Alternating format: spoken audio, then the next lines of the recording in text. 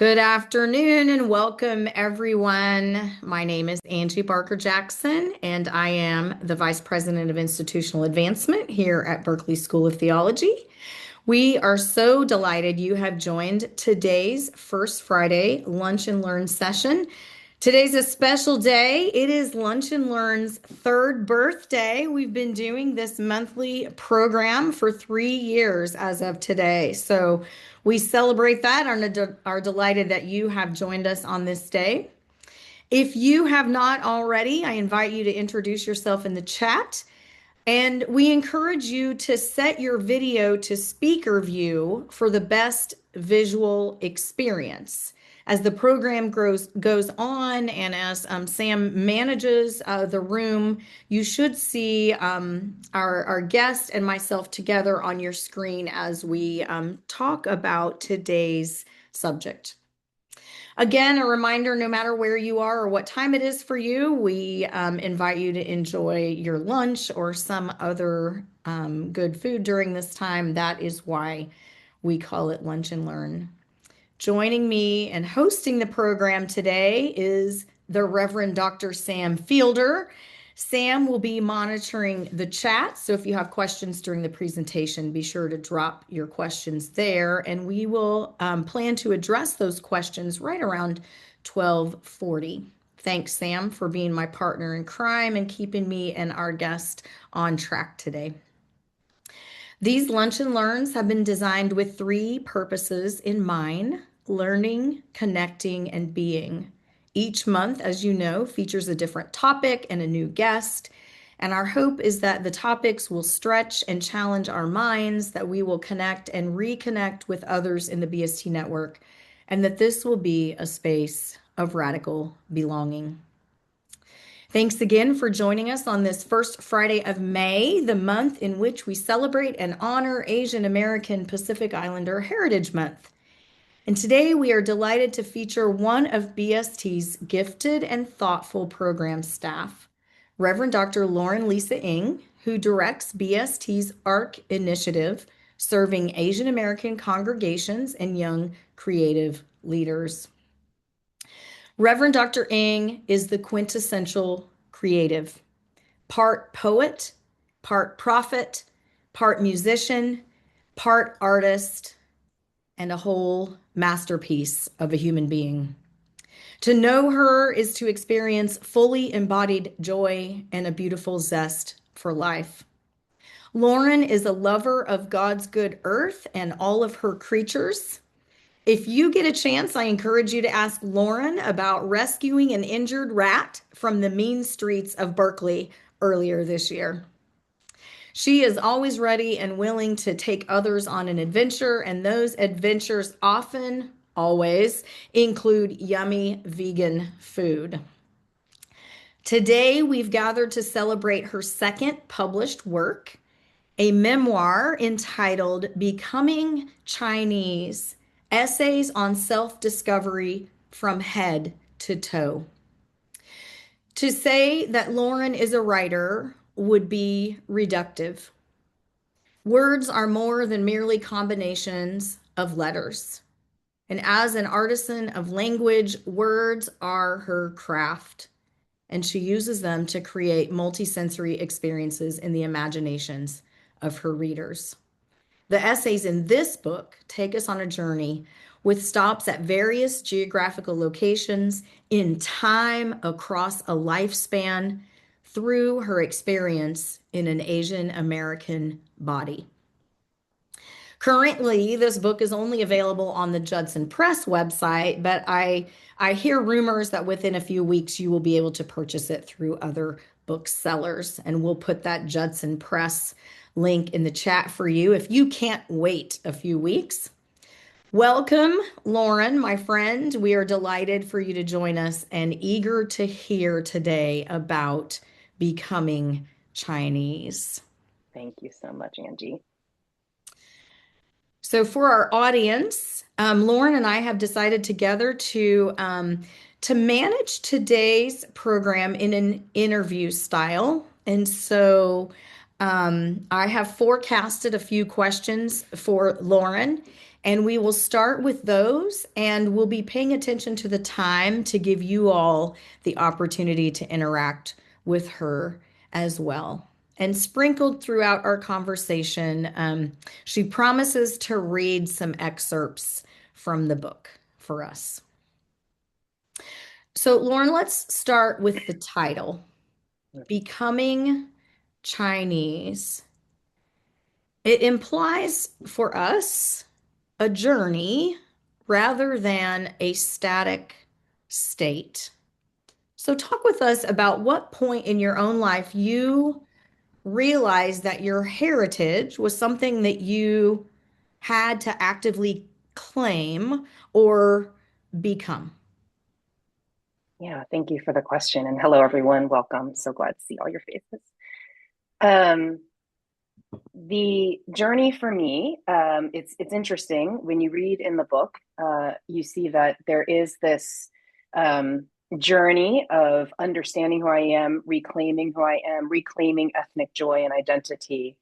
And at the same time, circling back around now as an adult to see that even in my childhood, there were these reconciled moments and these connection points and threads that guided me all the way through my life.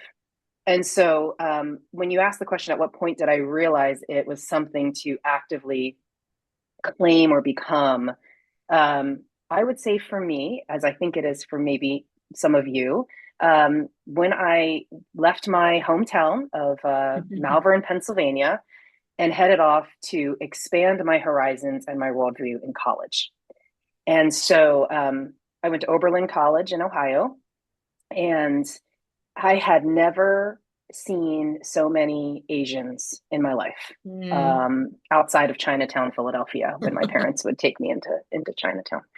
Um, and so for me, that was a period of time where I um, began to engage with questions that were bigger than myself, Mm. perspectives that were beyond myself, and given a real playground to engage with others and get to know who I was in that larger scheme.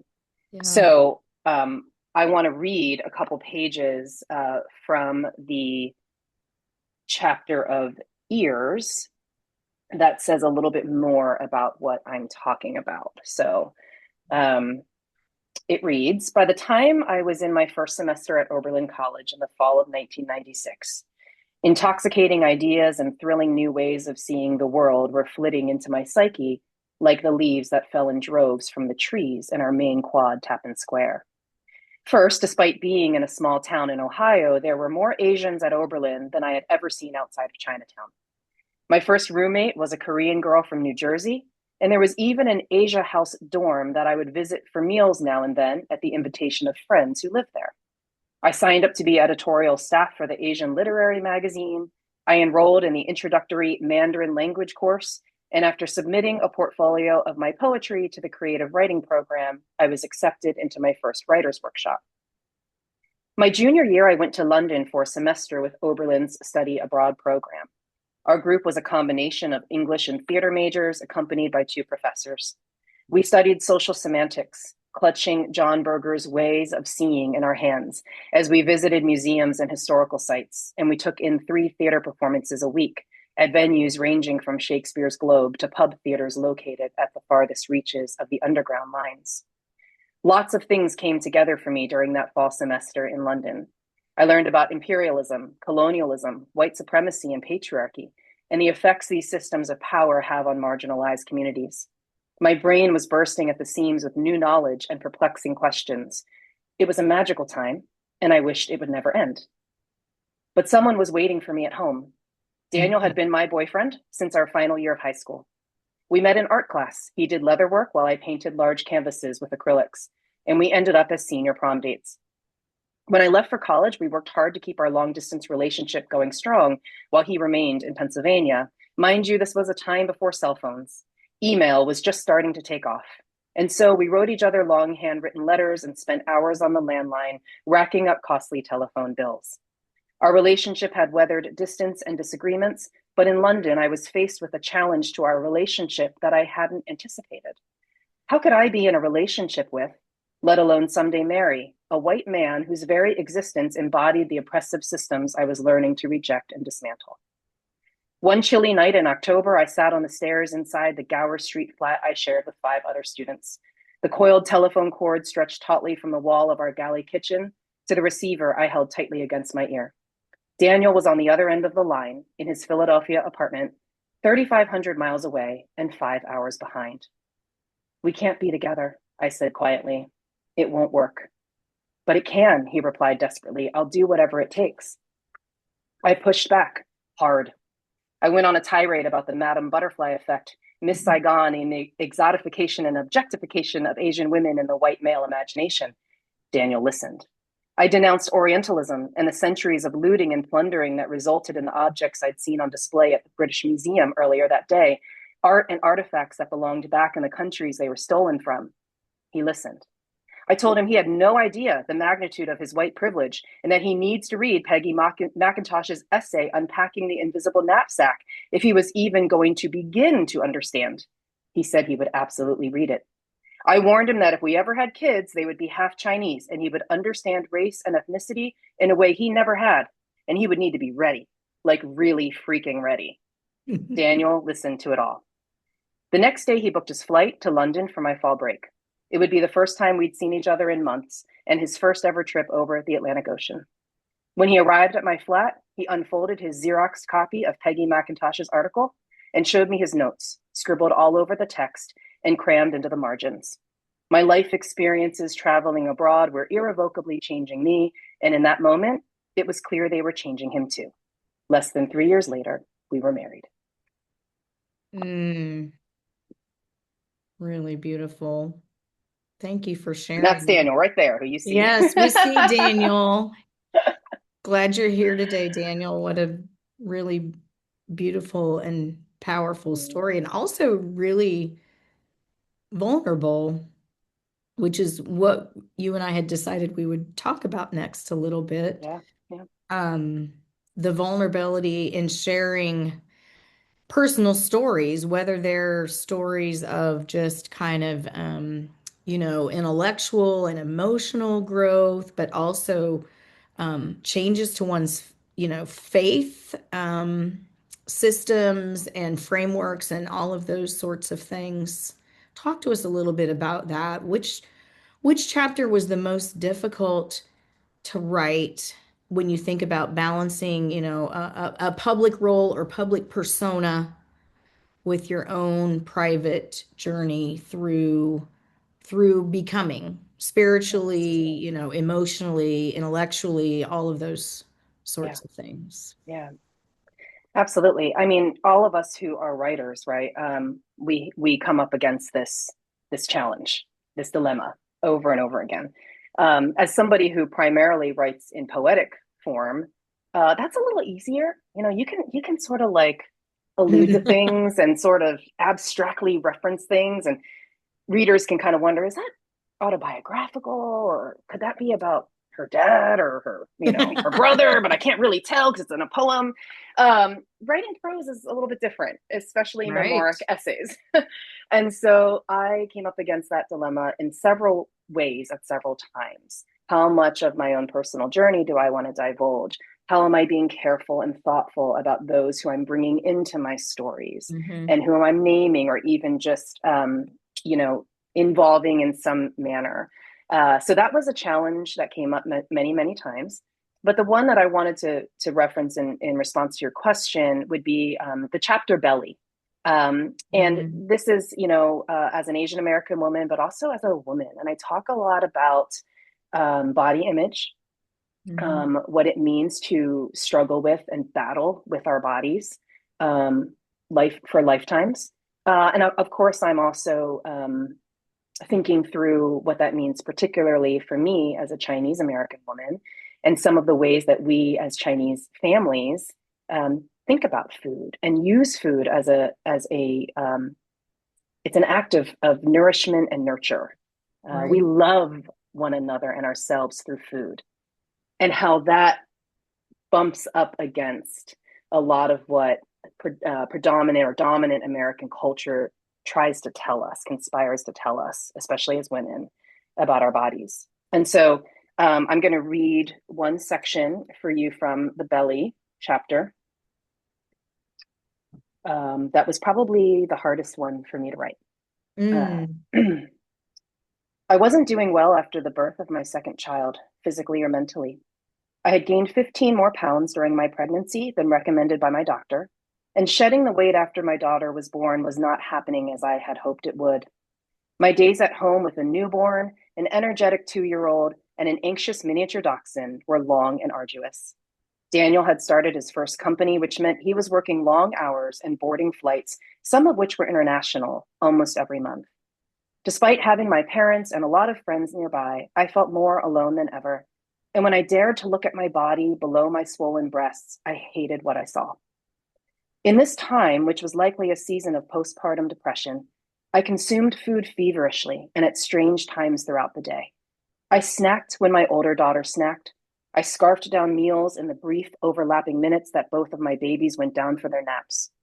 After they went to bed for the night, I ate again while finally enjoying television shows made for adults instead of children.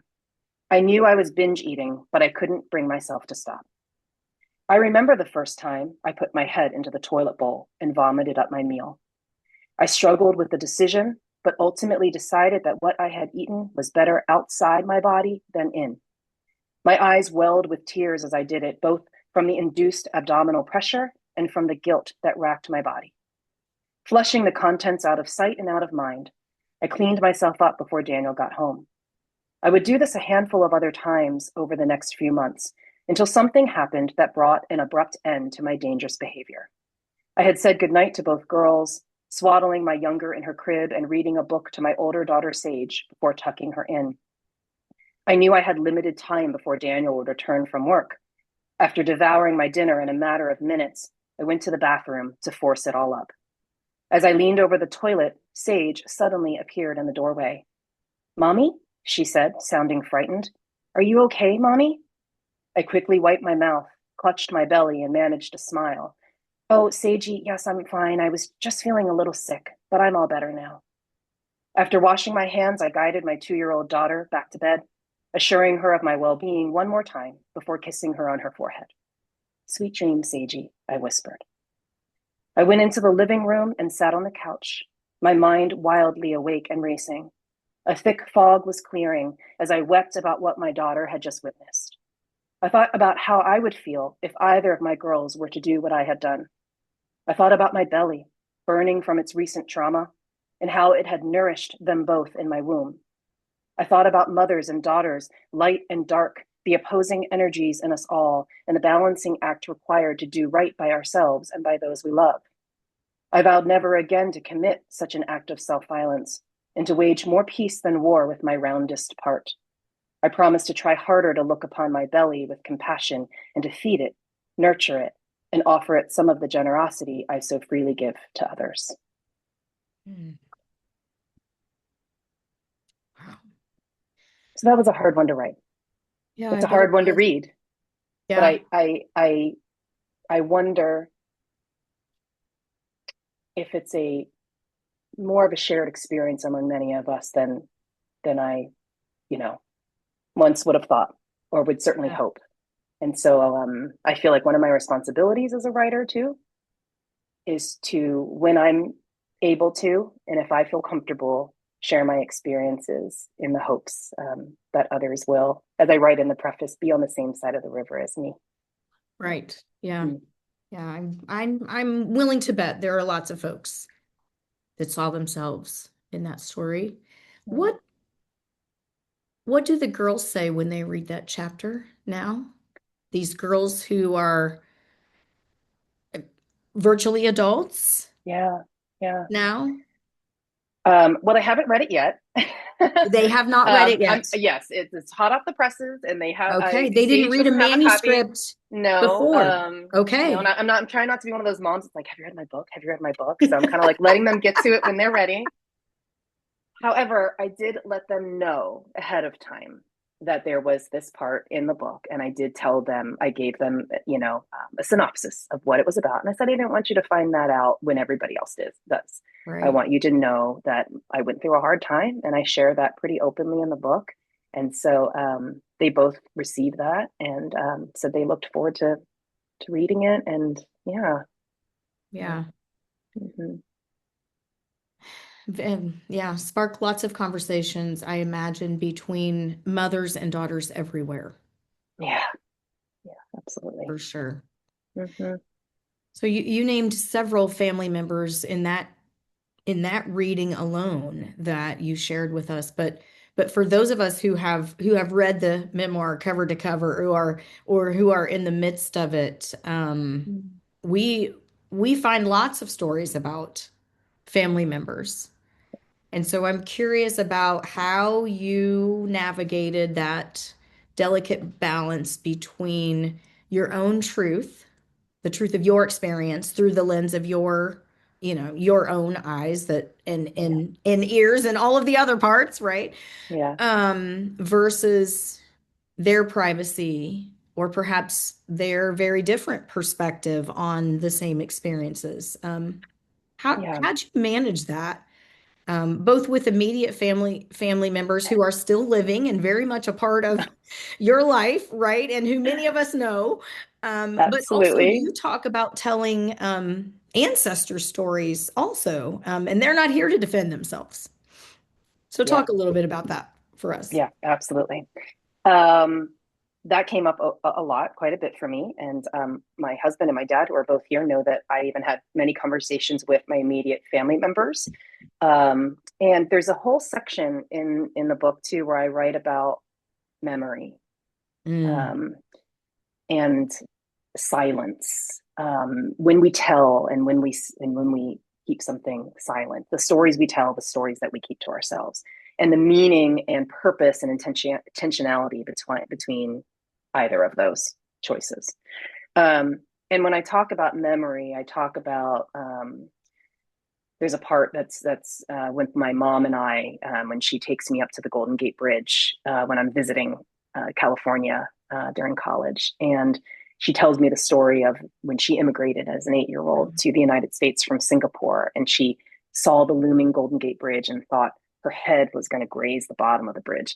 yeah. And so I talk about, gosh, here I was in my 20s hearing that story for the first time. And so I asked the question, you know, why did she wait so many years to tell me this? And when I go on to kind of think through in my own way, what memory is, that perhaps she was just always meant to tell me that story then, that's maybe when she was ready to tell me. Um, and I talk through my brother and I remembering something differently. He, Yeah. I tell him about the time that he threw a badminton racket at my face, and he claims he has no memory, no recollection of this incident. And so, I can jab him so many times about it, or I could say, two different lives were being lived, and therefore Right. two different sets of memories are being claimed.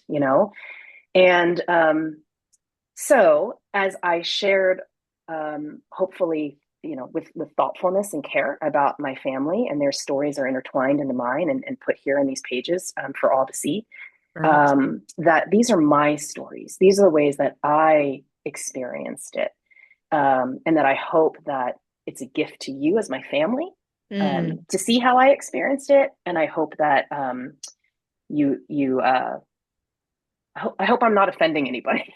I hope it's okay. I hope it's okay. But these are my stories, and thank you for being a part of them. So one of the sections that I was going to read about this is that, in the legs chapter, I talk about my grandmother when she was about to pass away. My dad's mother, Don's mom, and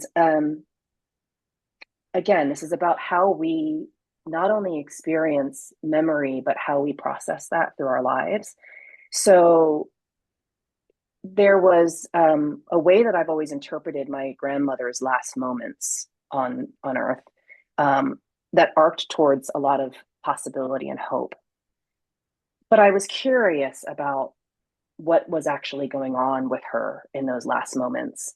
So I Mm. asked my dad and I said, "Can you tell me this story again from your perspective? Was grandma afraid when she died?" I've always interpreted it as that she wasn't, that she was filled with a sense of wonderment of um, of how family returns again and again to origin points. And my dad shared with me, no, she was afraid when she died. Oh, interesting. She was fearful. And so that totally threw me for a loop because I have been since high school when she did pass away, remembering and telling the story a certain way. And then Mm. having my dad share his perspective of it shifted something for me. Um, so this is what I'll read to you from that. In this chapter of Legs, I talk about, I share the story of the Ing clan that was passed down to me by my dad, who got it from his mom, and so you'll hear me reference that. So my ancestor Ing Young, who was like the first Ing, left the remains of his father on that hillside because ants had piled mud over the coffin until it was completely hidden. And because the ants had not put any mud on the bones, my ancestor Ing Young determined that this would be the place for the Ing family to lay down its roots and prosper. 2 years before our family pilgrimage to China in 1996, my Yin Yin, that's my dad's mom, was admitted to St. Elizabeth's Hospital in Brighton, Massachusetts. She was 84 years old, and a cancerous tumor in her breast was causing her other organs to fail. Our family had already begun plans for our pilgrimage, and knowing she wouldn't be there to join us, Yin Yin had been busy sharing stories with my father, directing him on who to visit, and drawing maps of where she had hidden jewelry and other valuables throughout the house before she'd set sail for America almost 50 years prior. When the doctors told us she was dying, my dad drove from Pennsylvania to Massachusetts to sit by his mother's bedside. One day, as she picked at the hospital meal in front of her, my grandmother started shouting and pointing at her tray table. Nai, nai, nai, nai. Ants. She saw ants crawling across the table and tray. They were crisscrossing over her food. Despite my father gently reassuring her they weren't there, Yin Yin's face was filled with alarm. She knew our family's origin story, and so, for her, this meant the end was near. It makes Mm. me sad to think my grandmother was fearful as she died. Symbolism for me always wants to arc toward possibility and hope. Call it a crutch in my grief, but I believe the ants were agents of memory and life, not obsolescence and death. I think the ants were Yin Yin's way of seeing our family's imminent return to our home in Chunglao village. Mm.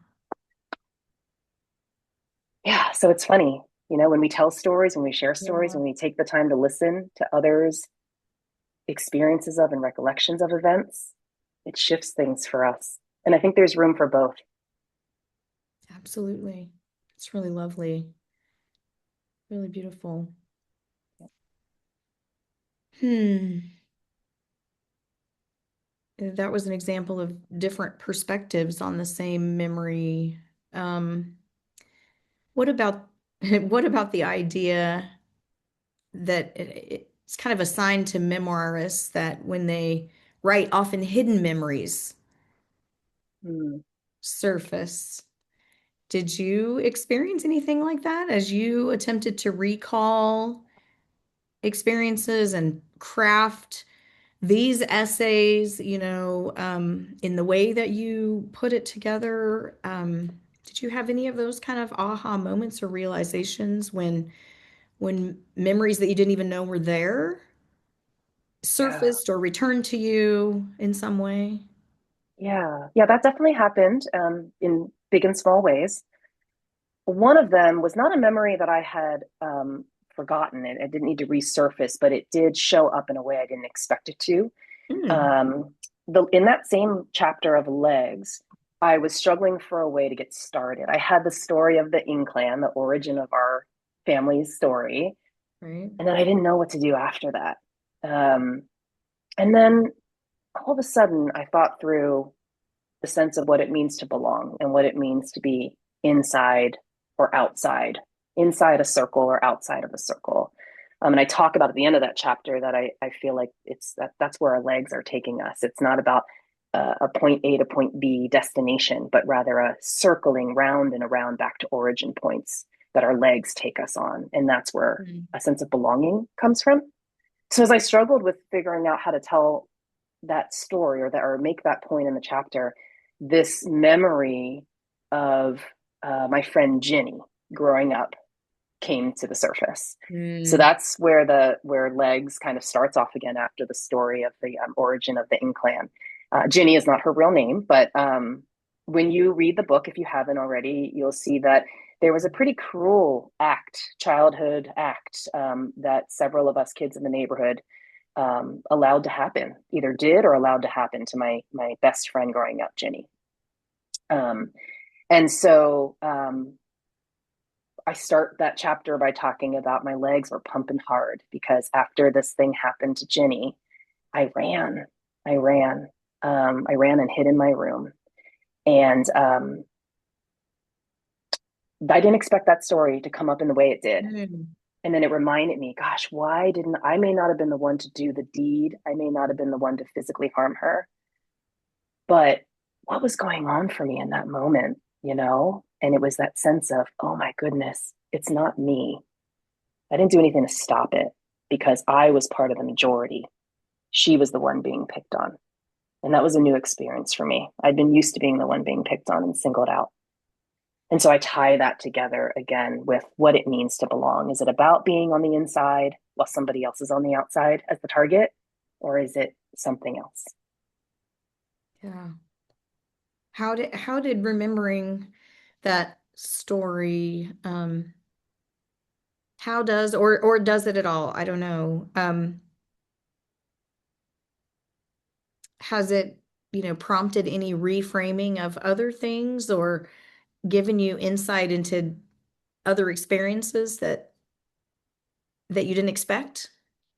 Yeah, I mean, there's another part of the book where I talk about when the now that I'm looking back on it with the fullness of who I am today, back Right. onto who I was as a child, I realized that a lot of the places that I struggled or felt less than, it was intertwined with my identity as a Chinese American. Mm. So I talk about how when I learned to swim later than most of the Yeah. other kids, Yeah. I felt like other families at the Malvern Preparatory Pool were looking at me and my brother as older children with all these little toddlers swimming around us and saying, how come Chinese parents don't teach their kids to swim when they're Mm. young? When I couldn't ride my bike until later, and I would sit at the edge of my driveway on the bike with the training wheels off, and kids would ride by and say, come on, come on. And I'd say, oh, I'm waiting for a friend. I loved And when they'd that. Yeah. leave, I would walk my bike back that I didn't know how to ride yet into the garage and go inside. And I say in the book, I didn't feel like that was just a failure of a young child. I felt like it was because I was Chinese. I didn't know how to ride a bike like American kids know. Why is it taking me longer? It's because I'm not fully American. Mm. So I would never have articulated it that way, of course, at that age. Right. But coming back at it and looking at these childhood memories, I say, oh my gosh, yeah, they were really layered, Mm. really layered. Those experiences were really formative. Mm. So one of the things that you touch on in the book, are the struggles in recent years that we have seen, in the streets of our nation, Mm-hmm. and in in our nation's public life, with the rise of anti-Asian sentiment. You reference kind of COVID, you reference some other, Mm-hmm. national news sort of stories that involved anti-Asian, uh, hate and things like that. So, I'm curious what your hopes are for the memoir related to, the larger conversation about identity, specifically in your case, of course, Asian American identity. Mm-hmm. Do you have any imagination for that? Sure, of course. But here's how I want to answer that question because I love this question.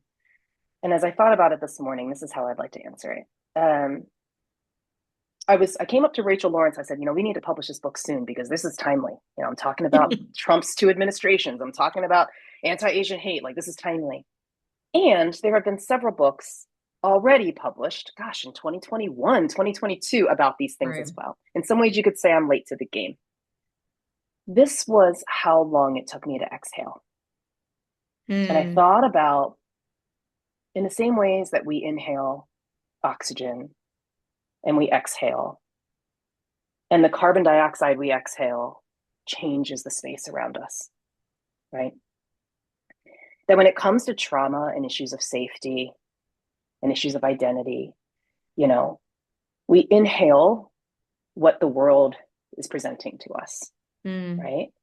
And we exhale when we're ready, when we have attended to that trauma, when we have been able to rest and recreate and take a break. Some of us experience those exhale moments with less frequency, Mm. and for shorter period of times than others. And this was how long it took me to exhale. And just like when we exhale carbon dioxide and it changes the space around us, what I hope this book and other things like it are going to do is somehow change the space and the world around me. So, at least in some ways, until it all comes back around again. Um, and so for me, as I am exhaling now, I've done that in a couple of different ways. I wrote this book, right? That Mhm. was something I was able to do as I've exhaled from what not only my whole life and my childhood and adolescence, but also what you're referring to with the anti-Asian hate that we all experienced during the pandemic. So I wrote the book. Another thing I did was I shifted to my work here at Berkeley School of Theology and working with Asian American congregations and Wow. leaders. That happened in that time. I started volunteering on a farm and with farm animal sanctuaries and ministering to the Rescuing rats in the streets. yes, and rescuing, and ministering to the creatures around us, right, who suffer from cruelty and mistreatment. Um, so my hope for the book and other creative endeavors by all of us is that when we are given the mercy of having an exhale moment, that we put that stuff into the world, whatever shape or form those are, and that it changes the space around us for the better. That we regard one another, we care for one another. I mean, Mm. safety. The safety we're going to find is one another. Yeah. And right now, oh, the other thing I did was start to learn Spanish to be a better neighbor, to be a better neighbor in the season for those who are not in their exhale moment right now. Yeah. So yeah, that would be my hope for all of us. That's a great image for us to take from today also.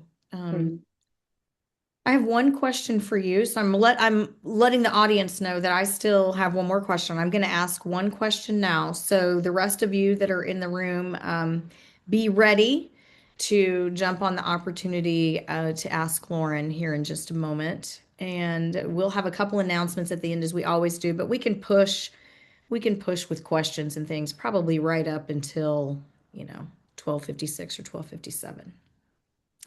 Okay, so this last question is really is in a way about how writing the book has changed you, but if you could put this in the hands of your younger self, what is the one passage or one sentence from these pages that you think that younger Lauren would need to hear most?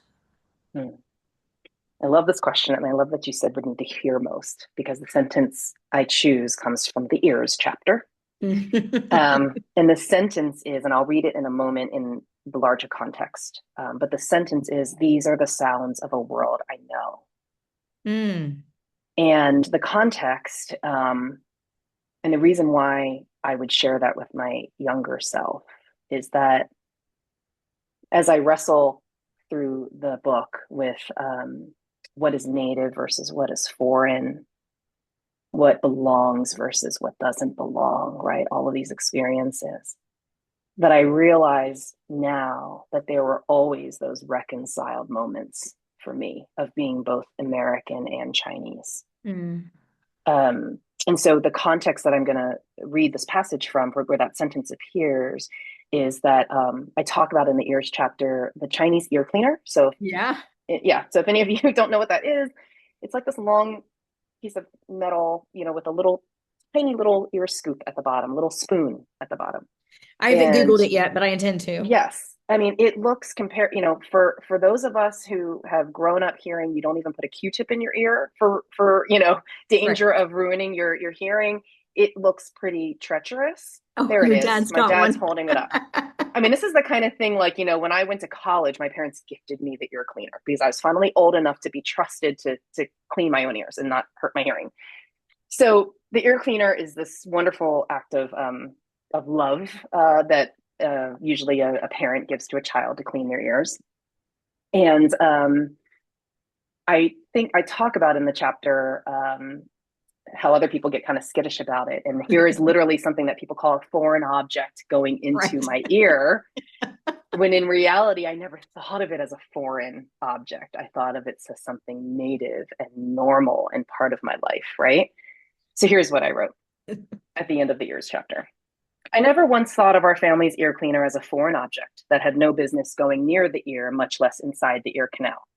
It was introduced to me as a child as an instrument of pure delight, used in an act of unfettered love.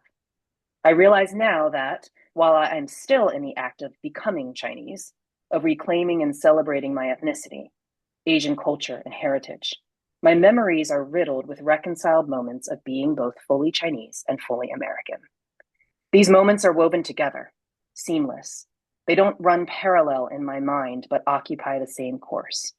Dad cradling me in his arms in front of my drawn window, the moon shining as he sings to me, "Twinkle, twinkle, little star, how I wonder what you are." Falling blissfully asleep while mom gently cleans my ears, taking her time even when the cleaning part is long completed. Snuggling under my covers, clutching my favorite stuffed animals, my belly full of a hearty dinner of hamburger helper, as mom clicks off my bedroom light. Dad whispering, "Good night, princess. Sweet dreams." These are the sounds of a world I know. Familiar, native, congruent. My Chinese and American identities interwoven in my ears. A harmonious blend that only sounded out of tune when listening to the voices that called me a stranger and an alien. A hard fought peace as I've learned there is nothing foreign that someone else hasn't put there. Mm, thank you for that. Yeah, That Daniel will just, still not let I me was going do to say, his just in ears. case He you're will not. interested, that quote and that part of the chapter has gotten more comments than any others today. We probably are not surprised by that. Oh my gosh, thank you so much Very for funny. that. So there, we have a room full of lots of our friends. So, and I need to change my screen settings so that I can see some of them if we have people that want to interact with Lauren. Who has a question or who wants to share something? Dr. Torgerson, unmute yourself. Let's hear from you. Hi, thank you so much. What a delight. I'm so looking forward to reading the book and getting you to autograph it for me. Um, so just the last thing you said and some of the language, sometimes when we talk about reconciliation, there are certain people who say that's not accurate, right? Reconciliation, there's not, what is there to go back to that, what is the moment that we would go back to reconcile, right? Like mostly looking at the racial fissures of American history. Um, and I'm just curious about uh, and at the same time, it's totally, appropriate to talk about the reconciliation of what might be called different parts of your identity, right? Like Mm-hmm. you are you, and just something about what it means, that it means something different to become Chinese as a second generation immigrant, right? Mm. Like it's a very particular experience. And I just wonder how you how you think about that, sort of that there's just something that is brand new, that is what you are becoming. I see. Yeah. Yeah, that's an interesting question. I think that there's both that reclamation, that you're kind of referencing to, where it's like, okay, the pieces were always there. I'm making the connections now Hmm. to them, kind of like what I just read, right, about the ears section. I'm making the connections now. And that is in some ways the act of becoming. It's not that I Mm. am uh, that I wasn't always Chinese, right? Or that I wasn't, Right. or that Yeah. Yeah. I Yeah. was 10% Chinese when I was a kid, and I'll be 100% when I die. Nothing like that. But more of this process of becoming, of saying, "Wow, look at the connection points. Look at what I'm learning. Look at how new experiences and new people continue to help form and shape me." Right. So that is that process. But I think you're right that there is some type of newness as well. You know, it's in recent years that you Dr. Torgerson and others who work with me see me walking through our halls with my Chinese dresses on and my big Chinese New Year earrings. I mean, this was something that I would have been horrified to do when I was Mm. younger. Mhm. So like I said earlier, there is a joy and a pride, dare I say. I know that Mhm. word can be kind of tricky, but hey, we're with theological educators, so it's okay. But there is not that kind of pride, but this pride of I'm finding those connection points.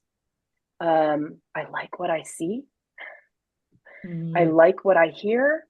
You know, um, there has always been, like you were saying, kind of like these reconciled moments. That line that I say about there's nothing foreign that someone else hasn't put there, right? I've only felt in a dissonance because of what others have told me I am or should be, or what I wasn't, right? And so it's bringing a sense of alignment to what has felt dissonant in the past, because through God's grace and my own maturity and other influences of people and places, yeah, I've come to say this is the sounds of the world I know. Everyone Mm. else's world is going to sound different, but my Yeah. world is reconciled. Yeah. My world is complete and whole and beautiful. Thank you so much. Yeah, you're welcome. Thanks, Dr. Torgerson. Who else? Laurel?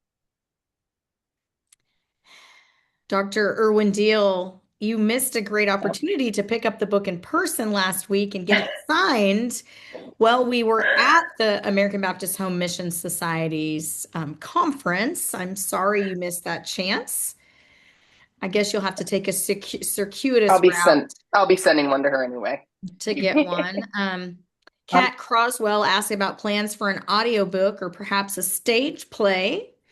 Oh, there you go. Kat would ask that question, I huh? know Uh, she would for sure. I think I can answer this. I did talk with Rachel Lawrence about this last week.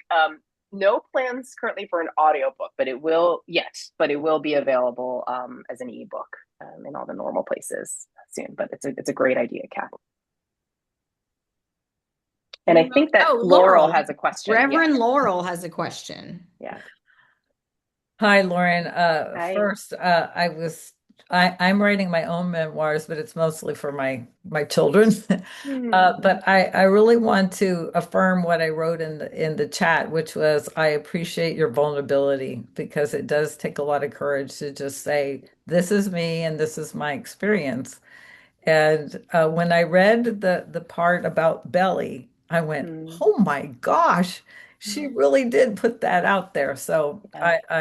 I want to just affirm you Thank you. for your courage and your bravery, and reaffirm this idea that other people can probably relate to that experience. But I love the title, Becoming Chinese. I Hmm. love the verb because Hmm. it really affirms the process.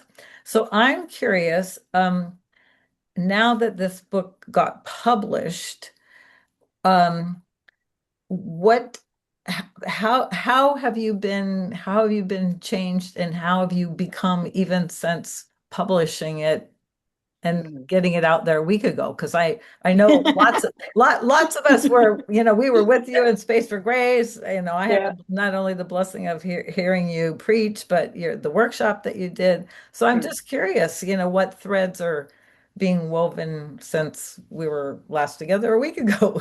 Yeah. Well, wow. I mean, it has only been a week, and I know. And but in that time, those of you who have been able to get a copy in your hands already, and certainly my family members, it's been really interesting to hear how they've received it. And I think each time a reader um, receives it, responds in some kind of way, sees themselves in it, asks me those questions, that's all continuing to shape, right? That becoming. So yeah, it's been fascinating just to see what people connect to, what they notice, what they're drawn to. And so yeah, at this point, that's been the journey since it was hot off the presses a week ago. Yeah, yeah. Well, I just want to say that I think you've landed in the right place with saying this is my story. Hmm. Like, you and your brother don't really have to fight about the incident with the badminton thing. He probably zipped it out of his memory really fast because he hurt you and So he didn't mean to, claims. or even if he did mean to hurt you, there's a Right. reason why he hasn't remembered it. So, Since Absolutely. Laurel mentioned your brother, we do have a question in the chat from Dr. Flesher, Hmm. who said she was very stirred by your comments related to remembering Oh. differently than your brother because she's been experiencing this more and more lately in her own sibling relationships. So, that her brother sometimes gets angry when she remembers differently. So, have you had that experience? How Yeah. did you navigate that? Yeah. My brother and I laugh about it. We have a few things, Dr. Flesher, that we disagree on memories of. But in the book, I also share of a memory that we remember differently that puts my brother in actually a quite positive light. I had a bully in high school, and one day after my brother was a senior at the time, I was a freshman in high school, and he would drive me home. So this time he got me in the car, but he had his buddy with him in the front seat, and he said, "We're gonna go get the guy." So we ended up my brother tailed the school bus that my bully was in all the way to my bully's stop, multiple stops. And remember how on the big yellow school buses, you could stand in the back at the emergency door and see the cars behind you. So he's back there, the bully, just freaking out as he sees my brother and my brother's friend tailing him. And finally, the guy has no choice but to get off the bus at this bus stop, and he goes running through a field. And my brother and his friend go chasing after him. And here's where I say our memories diverge, because my brother just remembers, telling the guy, "Hey, leave my sister alone." But I say, I remember seeing a guy, my hero, lift my villain up by the collar, kind of thing. So yeah, we have both and definitely we haven't gotten fights about it yet, but we laugh about it. But it's true. I mean, there's another part in the book, where I share a comment that my mom made to me that wasn't her intention to be hurtful, but I received it in a way that was hurtful, in the belly chapter. And I talked with my mom ahead of that, and I said, "I want you to know, this book's going to be in the hands of others before you'll get a chance to have a copy. And there's something that you said that you didn't mean it in a hurtful way, but based on what I was going through at the time, I did receive it in a way that was hurtful. And so again, this is my story, and I hope that you would receive it in the manner that I intend." So yeah, it does come up. Thanks, Lauren. We're getting really close on time, but there is one more question from Letty, and um, Lauren has already said that her kiddos have not read the book yet. So part of the question has been like, what has been their feedback? But there is Mm-hmm. another question in here with that says, how has your journey sensitized you to encourage your children to discover the fullness of their identity when belonging is so important for young Yeah, people? So, how yeah. are you encouraging their becoming? Yeah, that's a great question, Letty. My children, Daniel and my children, are all mixed race children, as you can see. And one of the things, I was recently at an Asian American Christian Collaborative conference, and I went to a panel on what it feels like, what it is to be a mixed race Asian. And I learned so much from that panel, and went on to share what I learned with my children and said, "Oh my gosh, tell me about your experience, especially within that space that was predominantly um, Asian American Pacific Islanders." um, how our mixed race Asian siblings experience how we talk about whiteness in that otherwise pretty monogamous space. And I was hearing it differently as I was on my own journey of putting out this book of becoming, as I was trying to be present and understand as best I can what it is for my children to be growing up mixed race. I said, my goodness, when we're in these predominantly monoracial Asian spaces and we're talking about whiteness, how does that feel for you? And so I went to this panel. I went and talked to my children about it, and what they've described to me is can be heartbreaking in ways, really profound in other ways, and just encouraging them on their own paths of belonging, because none of us, right? Our parents' stories are not our stories in so many different ways. So Right. I hope that they will also, find their own way of becoming in this world. Mm. Thank you so much. I've got an eye on the Yeah, thank time, and we're you. going to have to cut the questions here. But Lauren, while I'm making the announcements, maybe you would go to the chat because there's a couple questions in Yes. there still for you that have Okay. just come in. Okay. I cannot thank Reverend Dr. Lauren Lisa Ng enough for joining us for this conversation today. So I invite you to, there you go, show her some love. Let's see those emojis. Let's see those reactions. Zoom is so much fun now with all of that good stuff. So um, we're grateful to you, Lauren, not only for the ways that, you live so beautifully out in the world, Thank but for you. the ways you share yourselves with us.